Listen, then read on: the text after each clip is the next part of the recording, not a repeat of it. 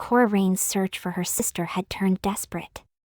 Emmeline had vanished nearly 2 weeks ago, and every conversation, every plea to the police, ended in the same maddening response: "We're doing what we can."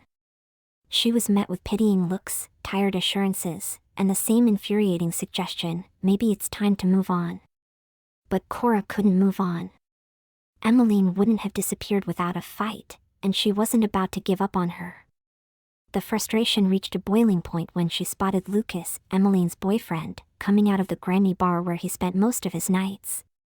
Cora felt a surge of anger. She'd always suspected Lucas had something to do with Emmeline's disappearance.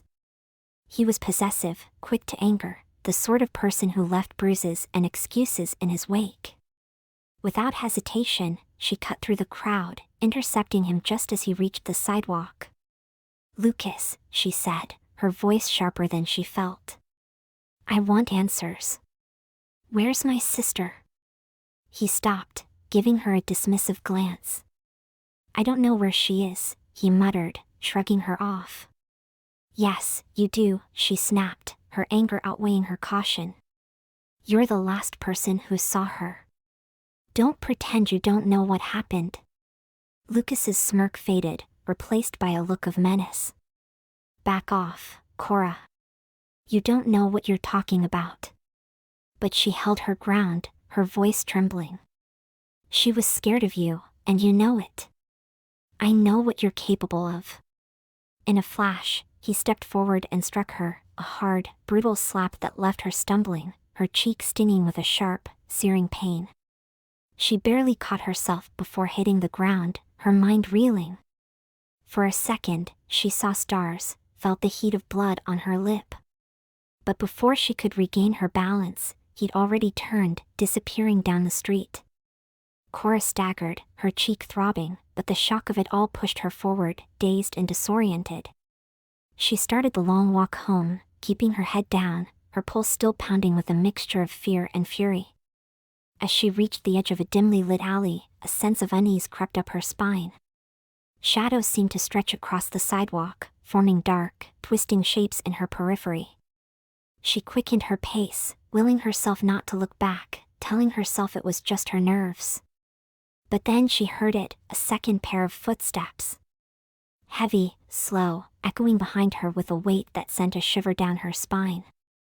She broke into a half-run, but the footsteps only quickened, matching her pace with an eerie precision. She dared a glance over her shoulder and caught a glimpse of something, an outline, dark and tall, too distorted to make sense. Before she could scream, an iron grip seized her from behind, pulling her back into the darkness of the alley. Cold, sharp claws dug into her arms, and she felt a hot, searing pain as something slashed across her shoulder. She struggled, but her attacker was impossibly strong, pinning her down against the damp concrete, her head spinning as blood trickled down her neck. In the dim alley light, she caught a glimpse of her attacker, a twisted, monstrous face, with eyes that glinted like shards of glass, skin gray and stretched tight over sharp, skeletal features. Its mouth opened, a low, guttural snarl filling the air as it leaned closer. She kicked and thrashed, but it was no use. She felt the weight of its body pressing down, its breath hot and sickly against her skin. Just as her vision began to blur, the creature released her with a sudden, jarring motion, disappearing back into the shadows as quickly as it had appeared. Cora lay on the cold ground, gasping for air, her body throbbing with pain, her mind numb. She barely registered the sounds of footsteps approaching, voices calling out, or the blur of blue and white lights flashing in the distance. Everything faded to black. When she awoke, the sterile white ceiling of the hospital room came into focus, along with the dull, antiseptic smell of disinfectant. Her entire body ached, and a bandage tugged uncomfortably against her shoulder. "Miss Rayne?" The voice was soft, controlled. Cora turned her head slowly, squinting against the harsh light. A woman stood beside her bed, dressed in smart, dark clothing and holding a thin, neat file. The woman offered a small, sympathetic smile. "I'm sorry to disturb you," she said gently. "But I understand, you're looking for your sister?" Cora stared at her, a flicker of confusion breaking through her exhaustion. Who are you?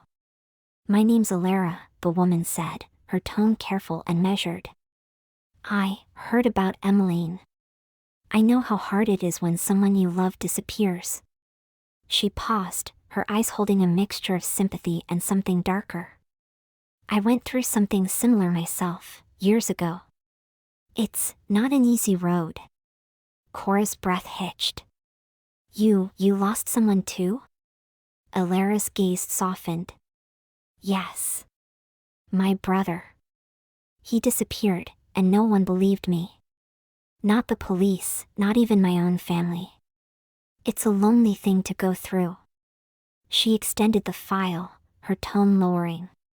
But I found help, eventually. I work with people who deal with these kinds of cases. People who can find answers that no one else can. Cora took the file, her hands trembling as she opened it. Inside were photographs of Emmeline, some familiar, others unsettling.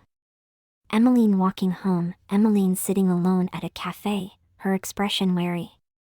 And one final image, a dark, shadowed photo of Emmeline with someone Cora didn't recognize, an imposing figure barely visible in the shadows, watching her with an intensity that sent a chill down Cora's spine. Where did these come from? Cora whispered, unable to look away. Alara leaned in, her voice barely above a whisper. The people I work with have certain resources. They can see what others can't. They can help you find her.